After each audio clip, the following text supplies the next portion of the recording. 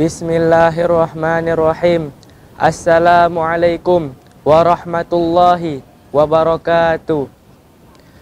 Innal hamdalillah na'manuhu wa nasta'inuhu wa nastaghfiruh wa na'udzu billahi min syururi anfusina wa min sayyiati a'malina.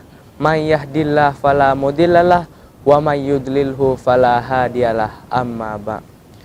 Bapak-bapak dan ibu-ibu dan sahabat-sahabat sekalian yang dirahmati Allah, kita sangat bersyukur kepada Allah, alhamdulillah, karena sampai dengan saat ini kita diberikannya kesehatan lahir dan batin.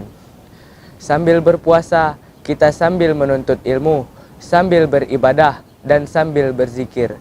Semoga keikhlasan kita, kegigihan menuntut ilmu kita, dan kesabaran menjalani hidup dijadikan Allah kelak menjadi pemimpin yang bertakwa. Amin ya rabbal alamin. Penonton sekalian yang dirahmati Allah, malam ini adalah malam 17 Ramadan. Ada yang masih ingat malam 17 Ramadan? Malam 17 Ramadan itu adalah malam yang keramat. Karena di malam 17 Ramadan Al-Quran diturunkan, atau disebut juga sebagai malam nuzulul Quran, sesuai dengan firman Allah surah Al-Baqarah ayat 185. A'udzu billahi minasy syaithanir rajim. Bismillahirrahmanirrahim.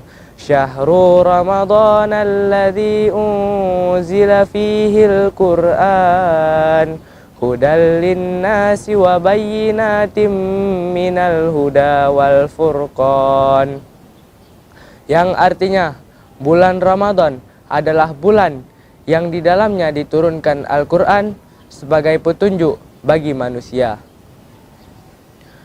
Dalam kesempatan ini saya ingin mengajak kita agar kita betul-betul menunjukkan keimanan kita terhadap Al-Quranul Karim dengan cara suka membacanya, suka menghafalkannya, suka mempelajari isi kandungannya, dan terutama sekali suka mengamalkannya. Ada beberapa keutamaan bagi orang yang memperbanyak tilawatil Quran. Yang pertama, sabda Rasulullah, qala Rasulullah, khairukum man ta'allamal Qur'ana wa 'allamahu. Yang artinya, sebaik-baik kamu semua adalah orang yang mempelajari Al-Quran dan mengamalkannya kepada orang lain. Dengan hadis ini kita diuji, kita dituntun bahwa siapa yang benar-benar mempelajari Al-Quran dengan istiqomah, dengan iman dan takwa, pasti derajatnya ditinggikan Allah Subhanahu wa Ta'ala di dunia maupun di akhirat. Pendek kata, menjadi orang yang terbaik. Yang kedua, sabda Rasulullah, qala Rasulullah, man qara'a harfan min kitabillahi falahu bihi hasanatun wal hasanatu bi asyril amsalihha. La aqulu alif lam mim harfun, walakin alifun harfun, walamun harfun, wa mimun harfun. Yang artinya Rasulullah sallallahu alaihi wasallam bersabda, barang siapa yang membaca satu huruf dari kitab Allah, maka ia memperoleh suatu kebajikan. Saya tidak mengatakan alif lam mim itu satu huruf, tetapi alif satu huruf, lam satu huruf, dan mim satu huruf.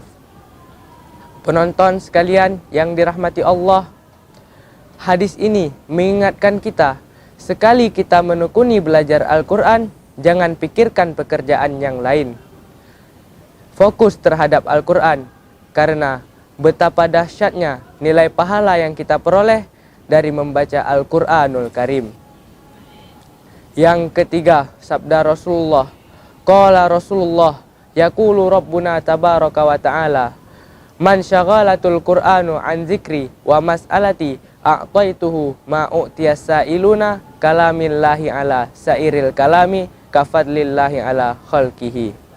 Yang artinya Rasulullah sallallahu alaihi wasallam bersabda, Allah tabaraka wa ta'ala bertitah, barang siapa disibukkan oleh Al-Quran dari membaca zikir dan memohon permohonan kepadaku, niscaya aku berikan kepadanya seutama-utama apa yang aku berikan kepada orang-orang yang meminta keutamaan.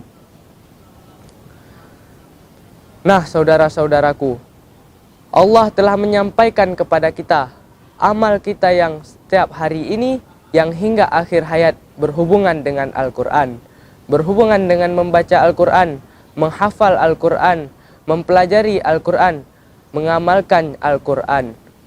Dan semua itu tidak boleh terganggu oleh kepentingan kita yang lain, karena kepentingan kita yang lain telah dijamin oleh Allah Subhanahu wa Ta'ala.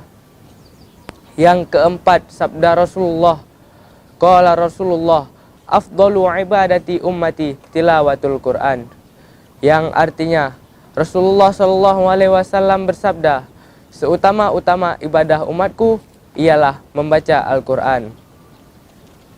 Dalam Islam banyak ragam jenis ibadah, akan tetapi tentu sesuai dengan fitrahnya.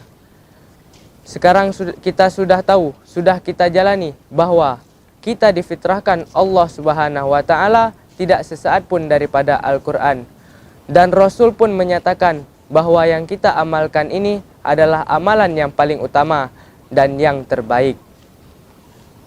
Penonton sekalian yang dirahmati Allah, sebenarnya masih banyak lagi keutamaan-keutamaan dan keistimewaan dari membaca Al-Quran. Namun dalam kesempatan ini, hanya ini yang dapat saya sampaikan.